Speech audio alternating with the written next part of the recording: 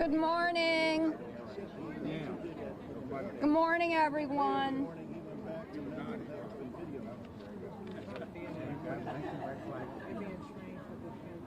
I don't know if the mic is on.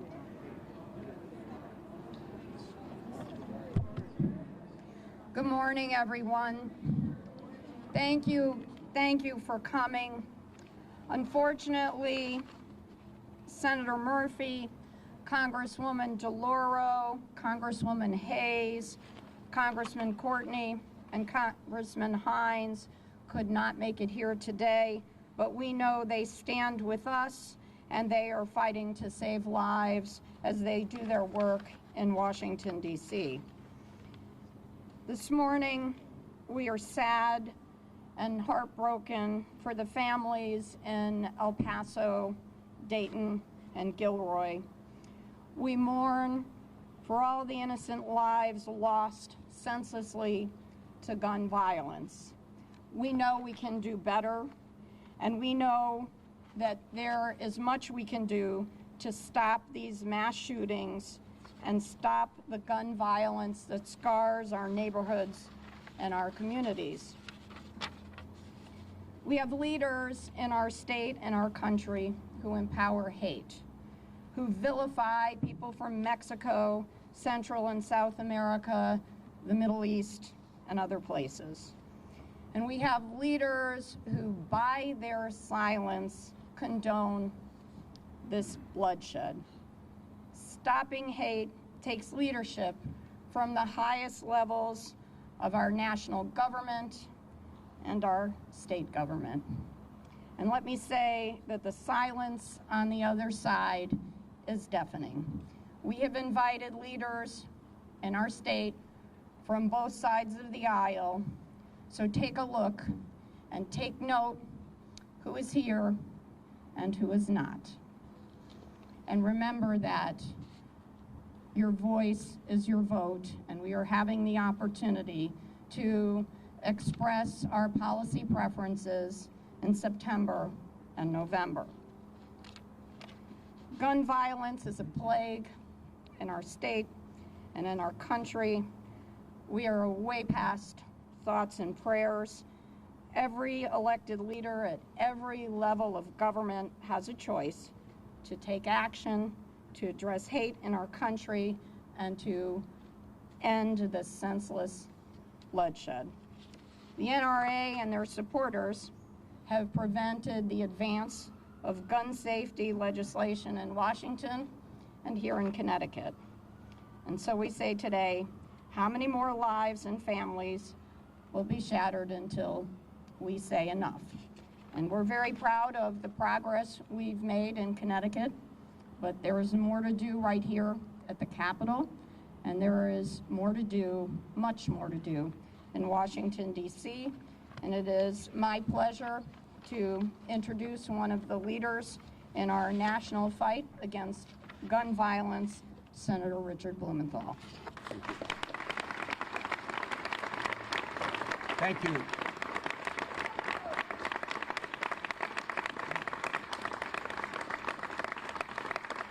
Thank you to Susan and the governor, my congressional colleagues, John Larson, my partner in this effort in the United States Senate, Chris Murphy, all of our delegation, all of our state legislative leaders and Attorney General and Secretary of the State. You make me proud to be back in Connecticut, again, at the forefront of this effort against gun violence. We are here to talk, but we've run out of words. There are no words to describe the pain and grief that we feel at this moment for fellow Americans in El Paso and Dayton and Gilroy, but also fellow Americans on the streets of Hartford, in Bridgeport and Waterbury, in every community around Connecticut, because our children, our mothers who may be victims of domestic violence, suicides, it isn't only the mass shooting. It is every day, everywhere around America. And so even as we mourn and grieve the lives lost in those mass shootings, let us always remember the children, the moms, and families who are at risk every day from this senseless, needless gun violence. And I want to thank the groups that make me so proud to be from Connecticut, Connecticut Against Gun Violence, Moms Demand Action, Every Town for Gun Safety, Newtown Action Alliance, Sandy Hook Promise, and the groups that are forming right now in the wake of these tragedies. America is on the move against gun violence, and we are breaking the vice-like grip of the gun lobby on our Congress, and we need to keep up this fight. We are winning. You are making a difference. Gun violence was on the ballot last election, and gun violence prevention won.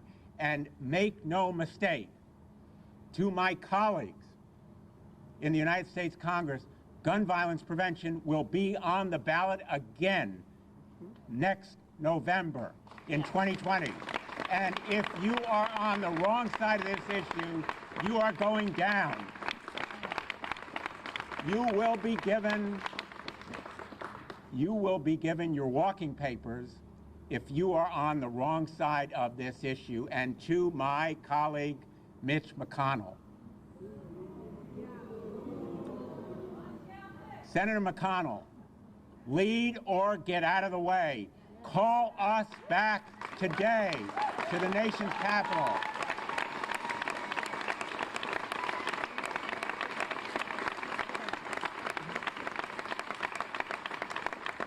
You know, we're in the middle of a 5-week recess. 5 weeks away, 5 weeks time off. Now is the time for action, not to be away or time off. Mitch McConnell, call us back to a special session to meet this national emergency, and do it today, because we need action.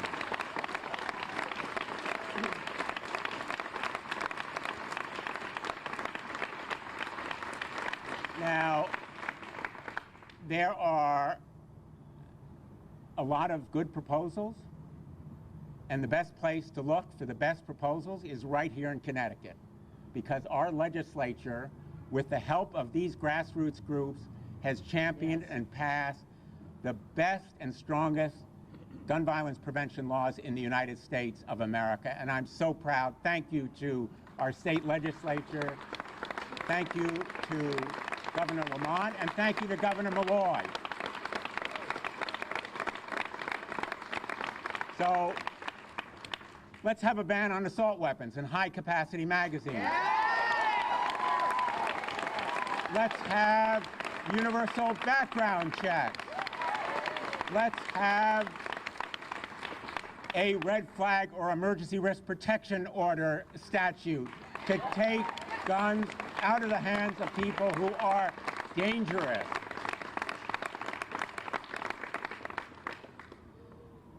The killer in Parkland all but put an ad in the newspaper saying he was going to kill people, but nobody could do anything about it.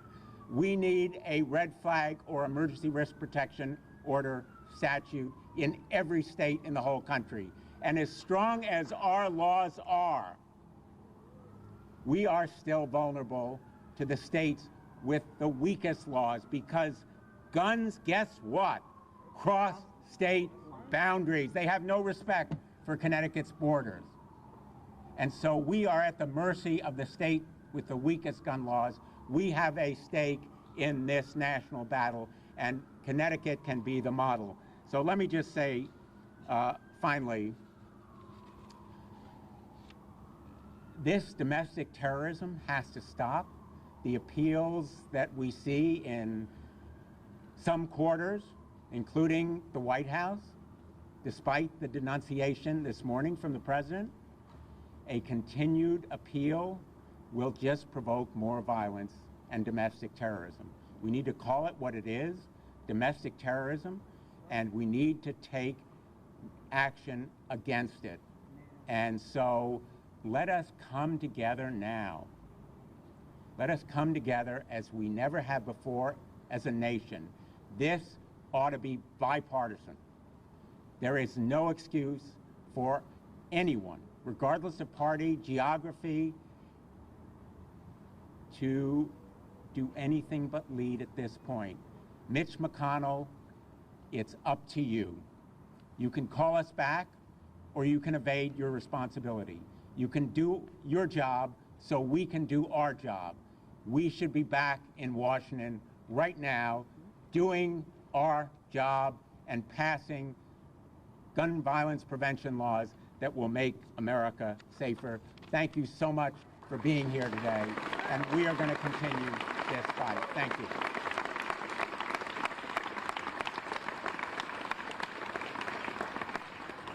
Before I introduce our next speaker, I want to recognize our state partners, our Secretary of the State, Denise Merrill, Representative Robin Porter, Representative Jonathan Steinberg, and Representative Sean Scanlon, who have joined us. We thank them for their leadership. And with that, I'd like to introduce Congressman John Larson. Thank you, Susan. Thank you, Senator, for your continuous fight in the United States Senate. You and Senator Murphy have been courageous.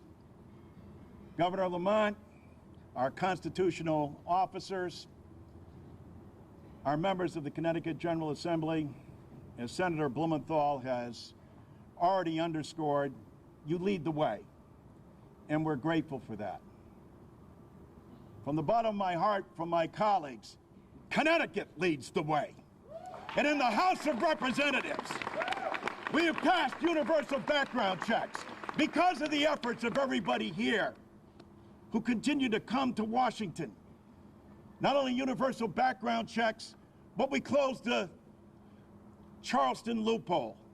And we passed the Women Against Violence Act. Violence Against Women Act, excuse me. We did this, and all three of those bills sit in the Senate chamber ready for a vote. A novel thing in America, in a democracy, that what we ask of our leaders is that they vote. Exactly. Exactly.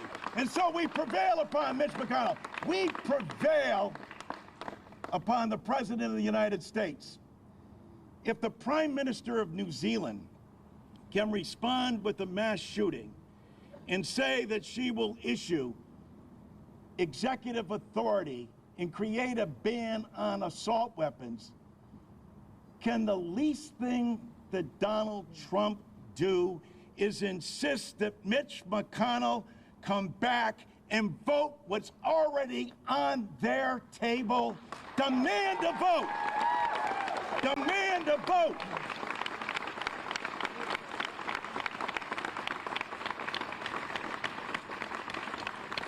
I heard so many people say yesterday, and clearly all of us here feel the same way, with regard to our thoughts and our prayers and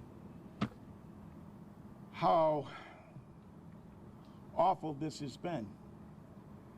But as Senator Blumenthal said, and so have many others, the time for words is over. In a democracy, we vote. There is no excuse not to vote. There is no rational reason why the Senate shouldn't reconvene and vote on legislation, whether you're for it or not. And if you believe that video games and mental health are the cause, well then where's your legislation to vote on it? Where's your idea? Where's your plan? What have you put forward? Not a single thing has the Lieutenant Governor said, the silence is deafening. America cannot stand for it any longer, and the media must join with us in this effort. You must hold them accountable. Every day that they don't vote, every day that there's an item before them in the United States Senate, you have to call upon them to vote. That's what makes us the country that we are. Let's get out there and let's vote. Thank you for your support and help. God bless.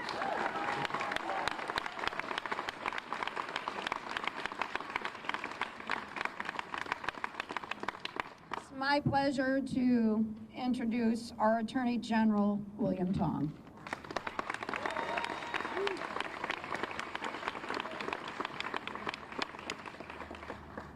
Thank you, Madam Lieutenant Governor, and thank you all for being here today.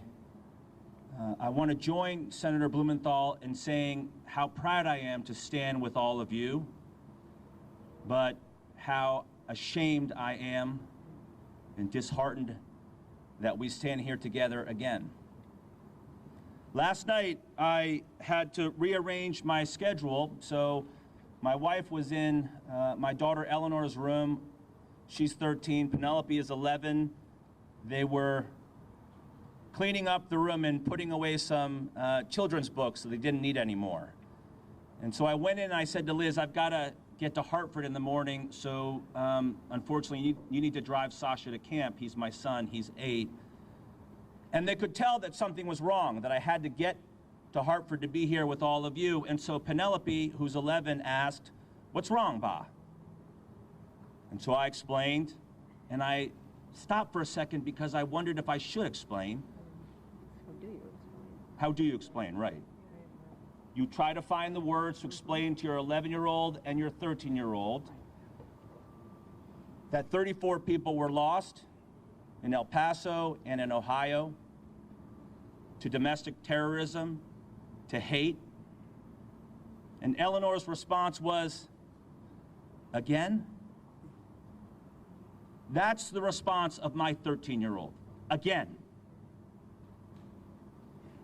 My kids, 13, 11, and 8, are the children of this crisis, like the children in Sandy Hook, and they are growing up in a world riven by hate and division and white nationalism and racism. And this is what happens. This is what happens when you impose a Muslim ban. This is what happens when you separate children from their families. This is the product of hate and cruelty. This is what happens when you declare a false national emergency to build a vanity project, a border wall that the United States Congress has said, you shall not build. This is what happens when you call immigrants, people like my parents, vermin, animals.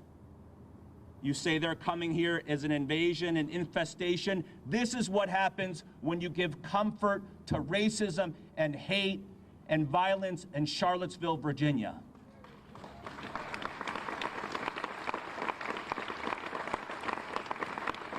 And this is what happens when you tell 4 members of the United States House of Representatives to go back to where you came from.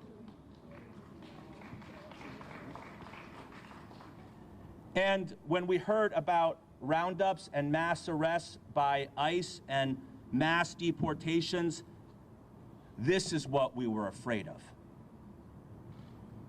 And so I'm standing here with activists who together over the years, we passed the post-Sandy Hook reforms, the strongest gun laws in the nation. We passed the domestic violence gun law.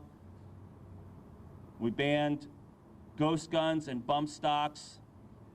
We honored a young man, Ethan Song, by a passage of his law to strengthen our safe storage laws.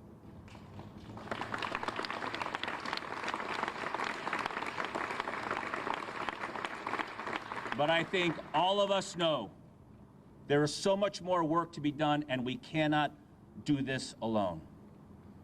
So I just want to say to the President of the United States and remind him You're the President of the United States. You are the leader of the free world still. You have enormous power in your office, enormous influence in Washington and across the country. Stop. Stop the hate and the division and the cruelty. When somebody at one of your rallies, when you're talking about immigration, says, shoot them all, don't give them comfort. Call them out. Stop it.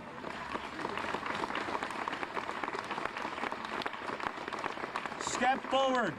Step forward and give meaning to what you've said in the last 12 hours. Get behind a comprehensive package of common sense gun reforms in this country. Use the tremendous power of your office to lean on the Republican members and the leadership in the United States Senate to act now or get out of the way, and let Senator Blumenthal and let Senator Murphy and let Congressman Larson do their jobs.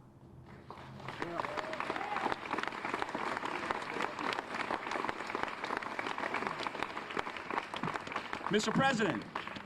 President, if you love your children, if you love your grandchildren, and if you love our children, please let us do our jobs.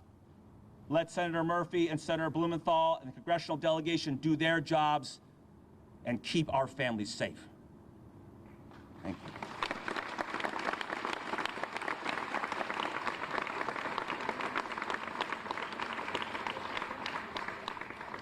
It's my pleasure to introduce Mayor Luke Cronin.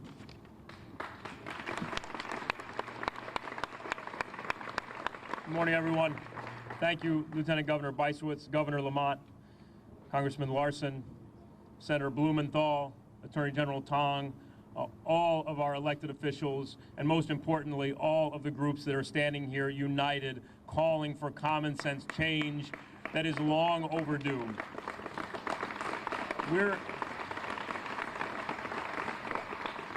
We're here today to stand in solidarity with the communities in Dayton and in El Paso, but we stand here in a city where too many people have lost their lives to gun violence year after year, summer after summer, including this one, where people like Reverend Henry Brown, who is here, and the Mothers United Against Violence, those mothers who have lost their children, week after week, have to sit with new mothers who join that group, the worst group you could ever imagine being part of. The violence we see in cities like Hartford and Bridgeport and New Haven, it's of a different kind and of a different character than the mass shootings that have devastated cities elsewhere in the country this week, but it is no less devastating to our communities.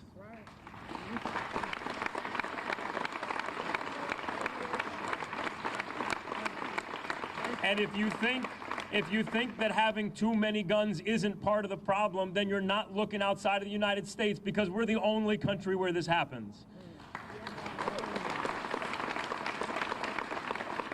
And as has been said, as proud as we are of Connecticut's laws, until the United States of America adopts common sense gun laws, illegal guns will continue to make their way to streets of Hartford and cities around Connecticut and every state in this country.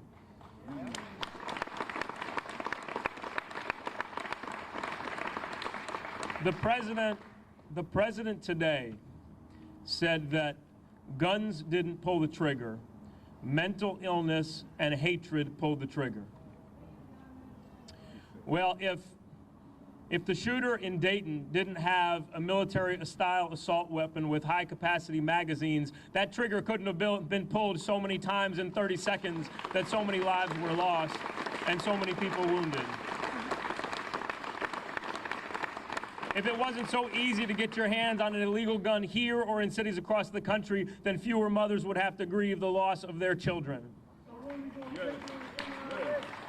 And if mental illness is a part of the problem, and mental illness sometimes is a part of the problem, then, Mr. President, start investing in treatment.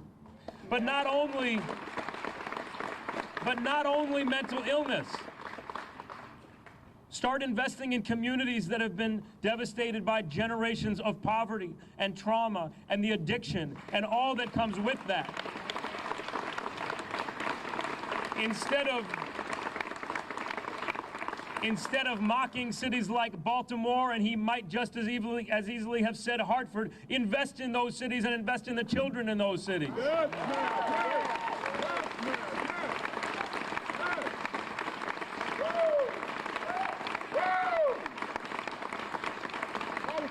And if you believe, Mr. President, that hatred pulled the trigger, then those who enable hatred pulled the trigger. And Mr. President, if you look in the mirror, you will see the hater in chief.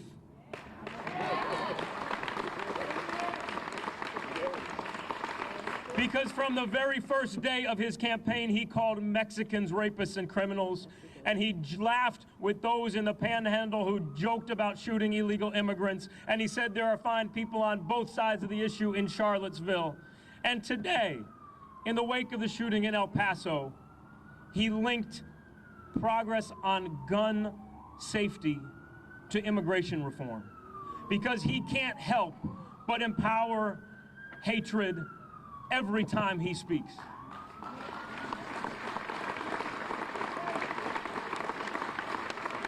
And finally, this isn't just about Donald Trump. I'm so proud of our congressional delegation. Senator Blumenthal, Senator Murphy, Congressman Larson, our entire delegation.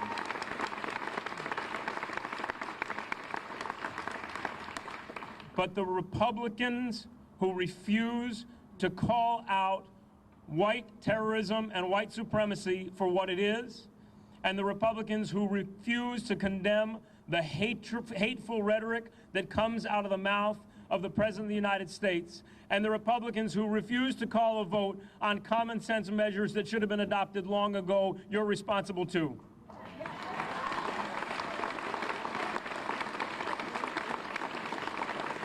And to those who are afraid to take on the NRA, it's time to recognize that Moms Demand Action now has more members than the NRA.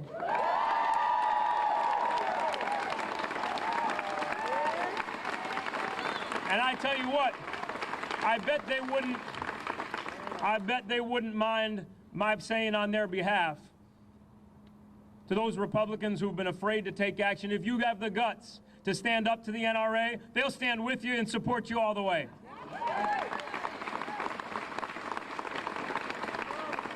But now's the time for courage. Now's the time for courage. Now's the time for action. Thank you to all of our leaders in Washington who are fighting. Thank you for everyone who's working hard. It's long past time to make the change we all know we need. Thank you.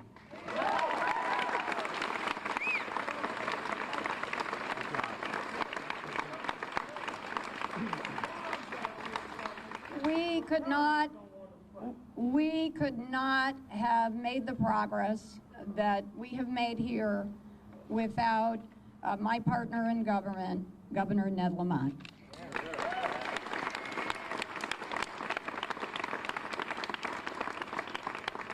Moms Demand Action has more members than the NRA. Man, that is long overdue. That is long overdue. And Luke pointed out, you know, these are the tragedies that happen in our cities across the state and across the country, and we're brought here catalyzed by the mass murders over the last 48 hours. And as Dick and John pointed out, Connecticut is a leader when it comes to gun safety laws. Connecticut stays a leader when it comes to gun safety laws. And we are leading, and we need Washington to follow. We need Washington to follow. Look what's happening. We have guns coming into our cities here. They come down from Maine. They come from New Hampshire. You look around. You look what happened in California where the assault weapons came over from Nevada.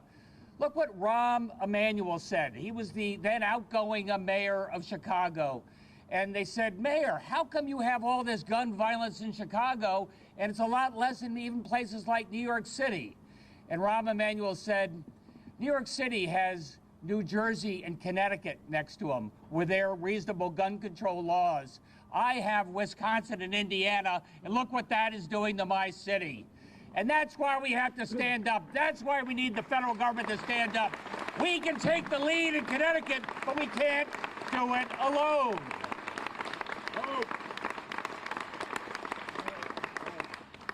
And we know it's about guns. We know it's about mental health. Here in the state, we're doing everything we can. We've got Demas and mental health working with DCF. Well, I talk to teachers and I talk to superintendents and principals across the state. They're not asking for, state troopers in the schools. They're asking for mental health professionals. They're asking for social workers. They're asking for people who can help reach out and talk to these kids and bring them back. And that's what we're trying to do every day. We're trying to give these kids hope. We're trying to give young people that opportunity. We're investing these people. We're investing a couple $100 million over the next 5 years, going right at disconnected and disadvantaged kids. We owe it to them. We got to get in front. Project Longevity and other programs. Look what they're doing in Waterbury, the Police Athletic League, doing more to head this off. And Michael Moore, remember 20 years ago, bowling for Columbine, and he said, what is it? Look at Canada. Look at, they have fewer deaths by murder than, we do in a lot of our major cities, in the United States of America. And what can we do? Maybe it's something about social interaction. Maybe it's about us being together as a family. Maybe it's things we can do to look out for each other. But then he pointed out that those two young people that murdered in Columbine had gone bowling that morning. And they had some of those social support mechanisms. But what was available was guns. We have more guns, or almost as many guns in this country as we have people. It's guns in the street, guns that are readily available, guns that are making this so incredibly dangerous every day. And we're not going to let it stand. It's not going to stand on our watch. Connecticut's going to continue to take the lead. We're going to do it with Connecticut against gun violence. We're going to do it against the mothers. We are right here fighting every day. And we're going to put pressure on Washington, D.C., as all the governors can, to make sure you guys have the chance to make a difference for us all. Thank you, everybody.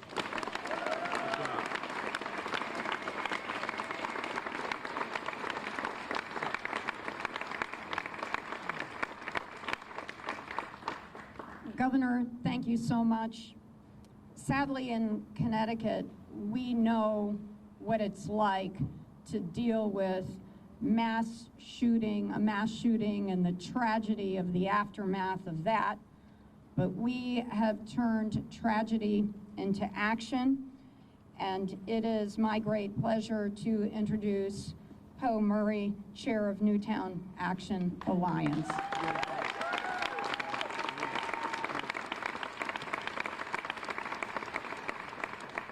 I want to thank everyone here for electing the best representatives here in Connecticut that have worked so hard to pass the strongest gun laws in the nation. And we have worked for the past 7 years to pass federal legislation that follows Connecticut's lead. Our hearts are breaking once again, dramatically, for Dayton and El Paso and Gilroy and for Hartford every single day. In less than a week, 32 people were killed and 70 people were injured in 3 mass shooting tragedies perpetrated by gunmen who use assault weapons and high-capacity magazines in 3 communities in 3 different states in our nation. Enough. As of this morning, there have been 255 mass shooting incidents in America. And every day, over 100 people are killed by guns, and thousands more are killed every single year.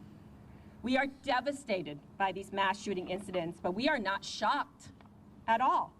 For nearly 7 years after the Sandy Hook mass shooting, where my neighbor killed his mother in her own bed and then killed those beautiful children and our educators in our elementary school, we have warned all Americans, in particular elected politicians across the nation, that if a mass shooting can occur in Sandy Hook, then it can occur anywhere, and it has. We have implored the President, all members of Congress, governors, and state representatives throughout this nation to strengthen the state and federal gun laws to keep our families and our communities safe. Tragically, the President has failed to take action after many mass shooting incidents on his watch. Shame on him.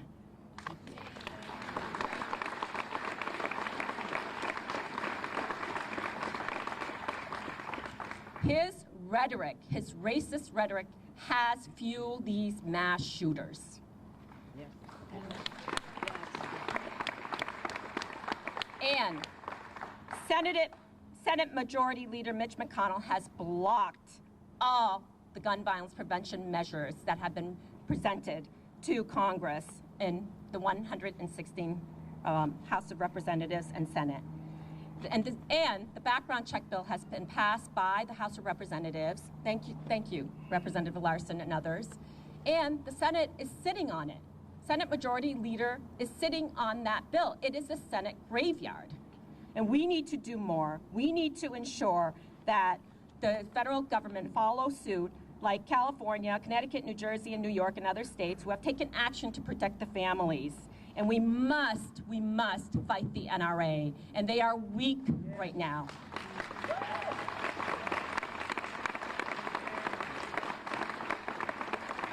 Seven years ago, Newtown endured a day of terror similar to Dayton, El Paso, and Gilroy after a gunman used an AR-15 and high-capacity magazines. And I know that we can pass an assault weapons ban.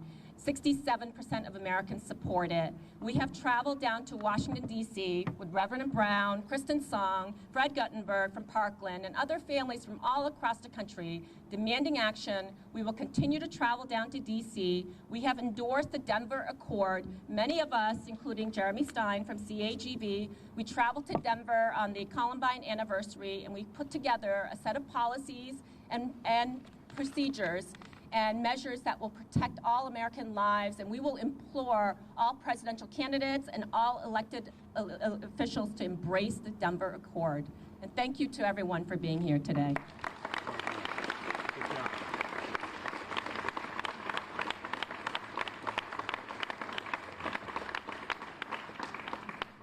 Poe, thank you so much. I just wanted to acknowledge that Senator Saud Anwar and Representative Mike Winkler have joined us. I would now like to introduce a fierce advocate for gun safety, Jeremy Stein, Executive Director of Connecticut Against Gun Violence.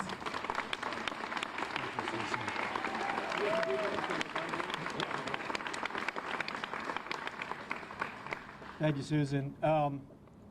Thank you, everyone, for being here. I am really proud to stand here to be a part of the greatest state in this country and the state that takes this seriously, the state of Connecticut. We lead the way, and we need to continue to lead the way.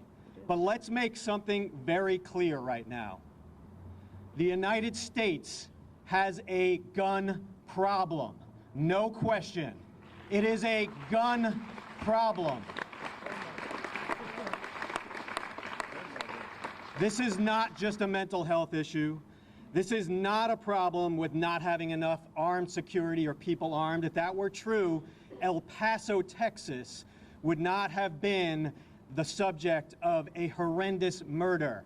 There are hundreds, if not thousands, of people who are armed in the state of Connecticut, and it did not make a single difference. What makes a difference is common sense gun legislation.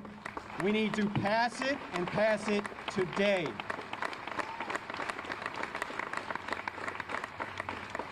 And this is not an immigration problem.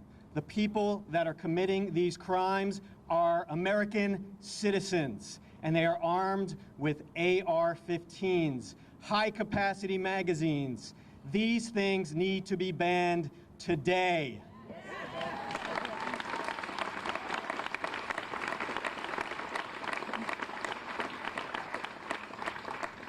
This is unacceptable, and it's irresponsible if we don't make a change right now. But this is a fixable problem.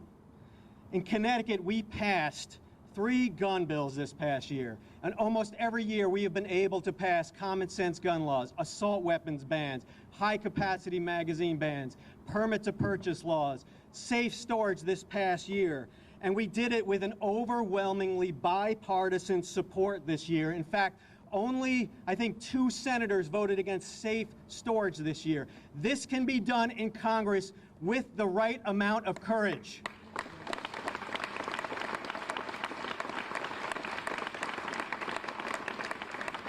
And I have 2 gentlemen to my right who have been leading the way, Senator Blumenthal and Representative Larson. Join them in saving lives, and do it today. We cannot wait any longer. And we need to use Connecticut as an example. We need to pass these laws around the country and in Congress, and if not in Congress, then we need to pass it state by state, because as we have heard by the Attorney General and by Senator Blumenthal and everyone else that spoke before me, we are only as safe as our neighboring states. So Connecticut is only as safe as Maine and New Hampshire.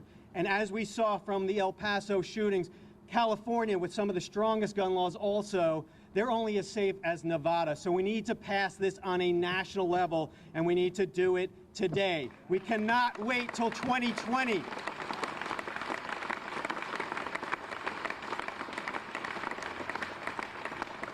The tragedy at Dayton, Ohio, and I want to repeat this because we cannot forget what happened, because what we're hearing in the news, all too often, we hear it and it's forgotten. The news cycle moves on, and we need to make sure that we remember these things. 9 people were killed in Dayton, Ohio, and at least 27 were wounded Sunday morning in the 2nd mass shooting in our country in less than 24 hours, and the 3rd in a week. A gunman was outfitted with body armor, a rifle, and multiple high-capacity magazines. This is all too common today. And these men we see in the news, they are there to destroy the fabric of our country. This has to change.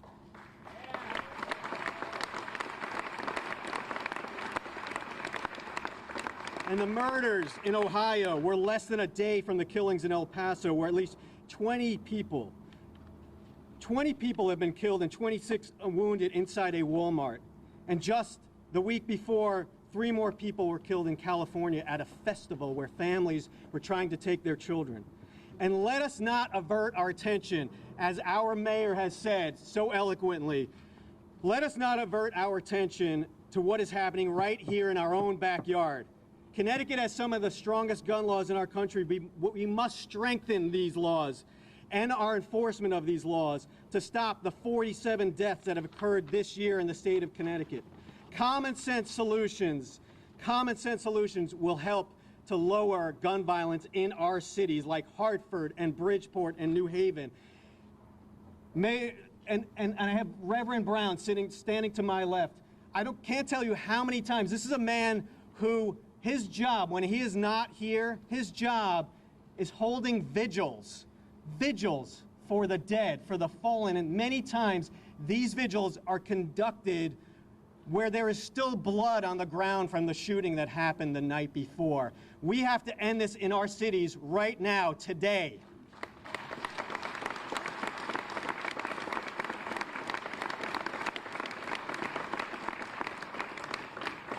And 17 hours before the California shooting, there was another festival that didn't get as much media attention. This was a shooting in Brownsville, New York, in Brooklyn, where 12 people were shot and 1 dead at this festival. And just yesterday, 8 people were shot and 1 person was killed in the west side of Chicago. This must be stopped. We need to concentrate on urban gun violence as well, and we need the help of the media to do that.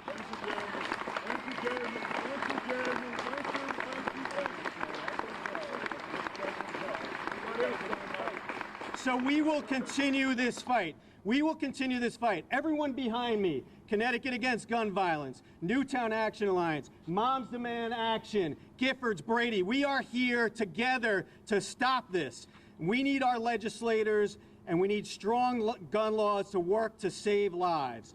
And we need our neighboring states to do the same. And so we were asking everyone to call their senators, their congressmen, state and national, to request permits to purchase laws, licensing and registration, universal background checks, extreme risk protection orders, safe storage, and finally, a ban on assault weapons and high-capacity magazines.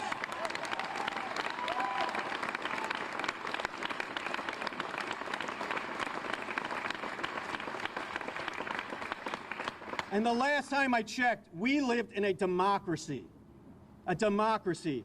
And a democracy relies on voting. Go get them. Relies on voting. So we need to take a vote in Congress today. Because without a vote, then our country just becomes a dictatorship. So let our senators vote and let them vote today.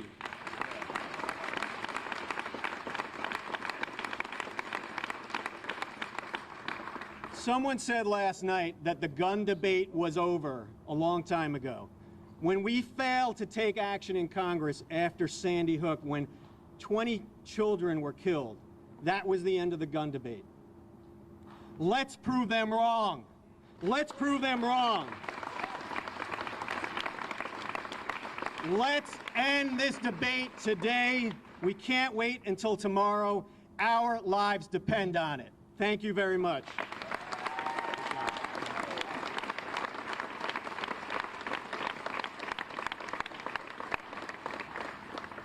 Governor Lamont and I would like to thank all of our elected leaders for joining us. We also thank our partners, all of the grassroots leaders that have joined us today. We appreciate your being here.